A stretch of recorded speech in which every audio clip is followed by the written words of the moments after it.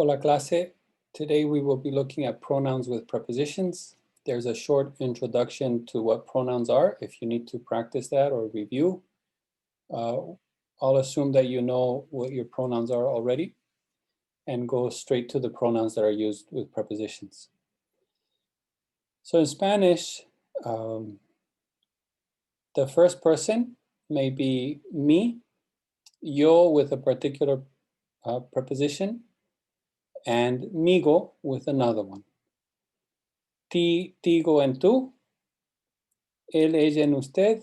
So you'll notice that the rest of these, él, ella, usted, and all the plural forms, nosotros, nosotras, vosotros, vosotras, ellos, ellas, ustedes, coincide with the forms for the subject pronouns. So prepositional pronouns differ only in the first and second person singular, and we have three variations. There's also a consigo. Here we have migo, tigo, and there's a sigo in third person. We haven't included it because it's rare and you won't encounter it as a student of the language yet. You may encounter it in texts if you're reading in Spanish. Bien. So mi and ti are used with most prepositions except con. Con takes migo and contigo. So para mí, de mí, a mí, but conmigo. Para ti, de ti, a ti, but contigo. So with con, we use migo and tigo with con. With entre, we use yo and tú. Entre tú y yo, entre tú y yo. With según, we also use yo, según yo, según tú. I don't think we include, here it is, good. Según, according to. Según yo, según tú. Bien. With other prepositions, here you have all these prepositions. They're going to use this mi, ti, and these other forms. So notice, from all these simple prepositions, con has a special form, conmigo, contigo, and entre and según have special forms in first person, second person, and then all the others just use these 6 common forms, mi, ti, él, ella, usted, nosotros, nosotras, vosotros, vosotras, ellos, ellas, ustedes. Bien. Some examples. Fueron a California sin mí. En la clase Manuel se siente entre tú y yo. Su hermana caminó hacia ella. Bien. Muy bien.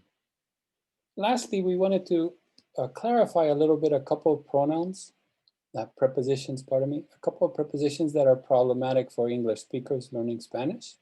Those are the prepositions a. Some of the meanings of a are to, at, and by. To, at, and by. So, vamos a la residencia, destination. Trabajo a las 3 de la tarde, time. And hecho a mano, how something is made. And these are 3 very common uses of the preposition a, and they're translated differently in English depending on what is meant.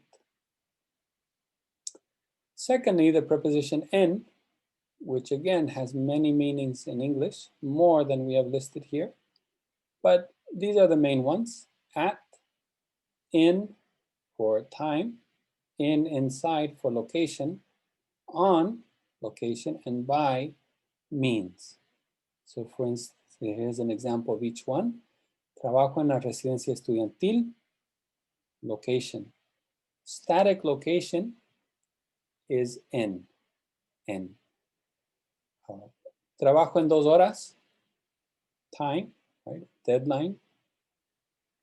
El pan está en la refri, location, in, inside. Dejé el libro en la mesa, on the table, on top of. And fui al súper en bus means, how did I get there?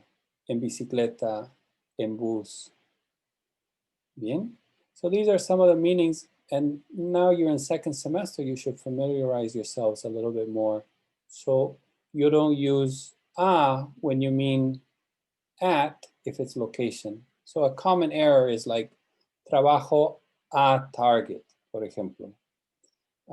But at when it's location should be en, trabajo en Target, etc.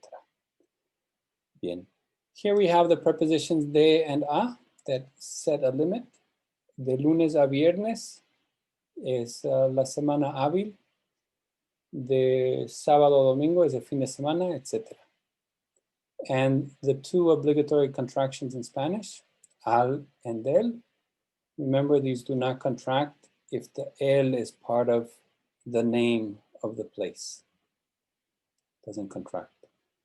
If it's just a common article, then it does. Bien. Muy bien.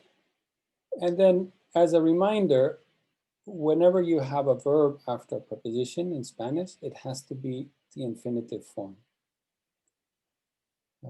Antes de, después de, delante de, they all take infinitive verbs. Después de comer, antes de dormir. Bien. Lejos de querer, etc. So practice these on Quizlet.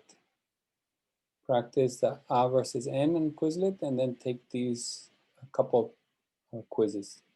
Bien. Buena suerte, clase. Nos vemos en la próxima.